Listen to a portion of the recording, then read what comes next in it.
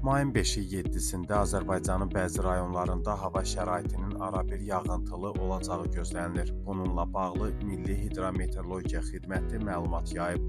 Bildirilib ki, ayrı-ayrı yerlərdə Naxçıvan Muxtar Respublikası, Qazax Gəncə, Qarabağ və Şərqi Zəngəzur, Balakən, Şəki, Quba Qusar, Dağlıq Şirvan, Mərkəzi Aran rayonlarında yağıntının intensivləşəcəyi, 5-i 6-sında qısa müddətə güclənəcəyi, şimşək çaxacağı, dolu düşəcəyi, dağlıq ərazilərdə qara keçəcəyi ehtimalı var.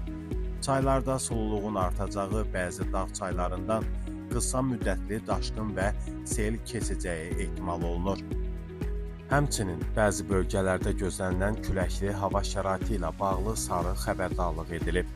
Naxçıvan Muxtar Respublikası, Neftçala, Salyan, Mingəçevir, Göyçay, Göygöl, Gəncə, Samux, Naftalan, Goranboy, Daşkəsən, Gədəbəy, Balakən, Zaqatala, Qax, Şəki, Oğuz, Qəbələ, İsmayılı, Şirvan, Ağsu, Şamaxı, Qobustan, Quba Qusar, Xızı, Xaçmaz, Şabran, Siyəzən, Lerik, Yardımlı, Kəlbəcər, Laçın, Cəbrayıl, Füzuli, Zəngilanda sarı xəbərdarlığa uyğun olaraq qərb küləyi əsəcək. Küləyin sürəti 13,9-20,7 metr saniyə təşkil edəcək.